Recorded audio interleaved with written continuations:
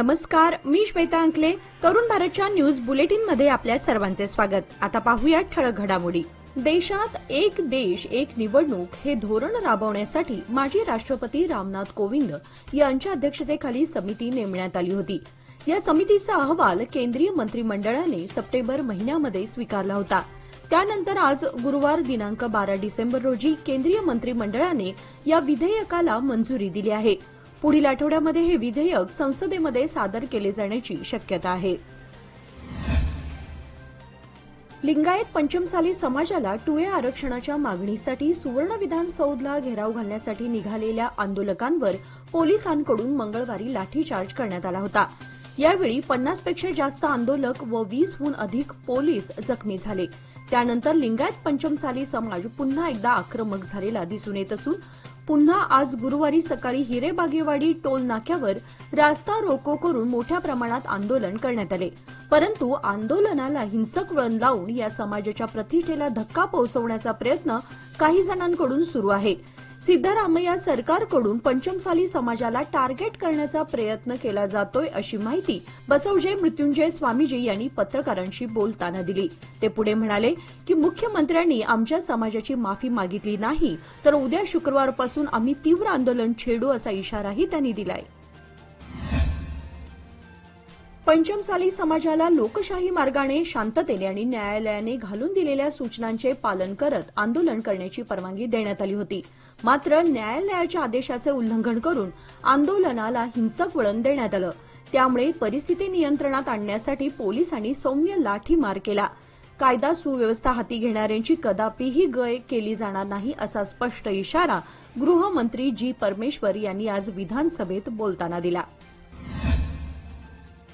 सैन्य दलात सेवा बजावलेल्या माजी सैनिकांना तसेच त्यांच्या कुटुंबियांना सरकारने विविध सोयी सुविधा उपलब्ध करून द्याव्यात या मागणीसाठी आज 12 डिसेंबर रोजी सुवर्णसौध परिसरामध्ये आंदोलन करण्यात आले. माजी सैनिकांच्या मुलांना शाळांमध्ये 10% आरक्षण देण्याची मागणी अनेक वेळा करण्यात आली होती. मात्र अद्याप सरकारतर्फे याकडे दुर्लक्ष करण्यात आलंय.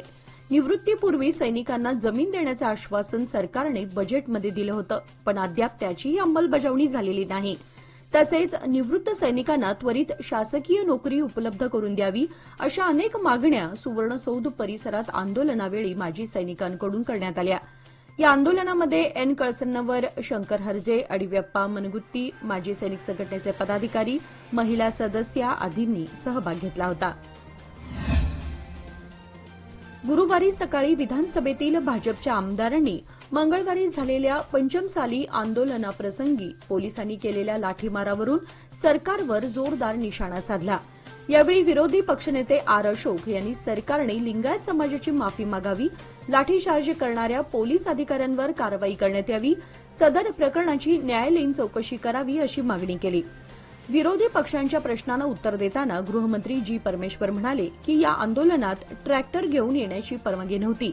त्याचबरोबर नेमून दिलेल्या जागेवरच आंदोलन करणं आवश्यक होतं. मात्र आंदोलकांनी न्यायालयाने घालून दिलेला आदेश धुडकावत सुवर्णसौधकडे धाव घेतली. ट्रॅक्टर चालवण्यात आले, बॅरिकेड्स पाडले, पोलिसांवर दगडफेक केली. त्यामुळे परिस्थिती चिघळली. दरम्यान आंदोलकांना पांगवण्यासाठी पोलिसांना सौम्य लाठीमार करावा लागला. शांतता सुव्यवस्था राखण्यासाठी पोलिसांनी कसोशीने प्रयत्न केले असेही जी परमेश्वर यांनी यावेळी स्पष्ट केले. राज्यातील 30 वर्षांपूर्वीच्या महाविद्यालयांना अनुदान मिळावे अशी मागणी विनाअनुदानित शिक्षण संस्थांचे मठाधीश, शिक्षणशास्त्र प्राचार्य, प्राध्यापक आणि शिक्षकेतर कर्मचारी असोसिएशनच्या वतीने आज गुरुवारी सुवर्णसौध परिसरात आंदोलन करून छेडण्यात आले. 30 ते 40 वर्षांपूर्वीच्या महाविद्यालयांना कायम विनाअनुदानित असा शब्द नसल्याने अशा महाविद्यालयांना अनुदान देण्यासंदर्भात प्रशासनाने सकारात्मक भूमिका घेतली होती. मात्र तब्बल 29 वर्षांपासून सरकारने अनुदान दिलेलं नाही. यासाठी वारंवार आंदोलन करून निवेदन देण्यात आलं होतं, परंतु त्याचा विचार सरकारकडून अद्याप झालेला नाही. सरकारने त्वरित अनुदान मंजूर न केल्यास सर्व मठाधिपती आणि शिक्षक वर्गातर्फे शाळा आणि कॉलेजेस बंद करून तीव्र आंदोलन छेडण्यात येईल. त्यानुसार प्रशासनाने सध्याच्या हिवाळी अधिवेशनात या गंभीर विषयावर सकारात्मक कारवाई करून महाविद्यालयांना अनुदान मंजूर करावे अशी मागणी यावेळी देण्यात आलेल्या निवेदनात नमूद करण्यात आलं आहे. या आंदोलनाप्रसंगी शिक्षण संस्थांचे अनेक मठाधीश, पदाधिकारी आणि शिक्षक वर्ग आदी उपस्थित होते.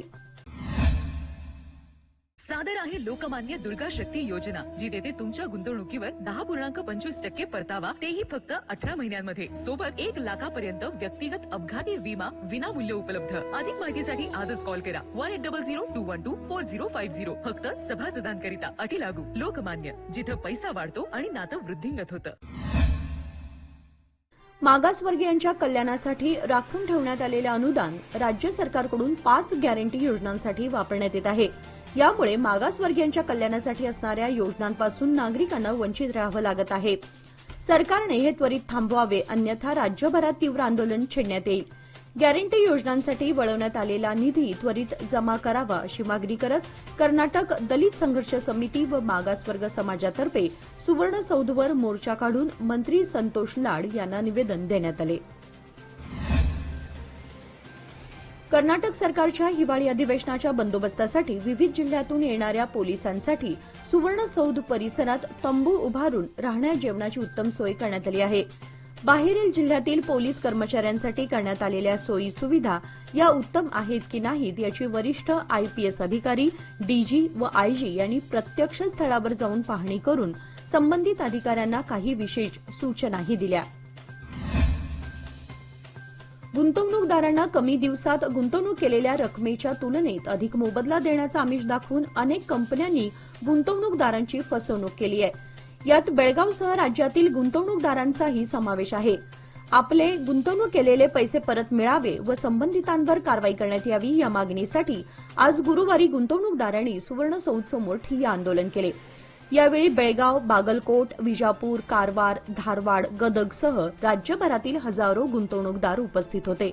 प्रसंगी मंत्री संतोष लाड यांच्यासमोर सभासदांनी आपल्या व्यथा मांडल्या. प्रशासनावर संतप्त झालेल्या या गुंतवणूकदारांनी संबंधित अधिकाऱ्यांवर कारवाई करून आमचे पैसे परत मिळवून द्यावेत असा आग्रह धरला.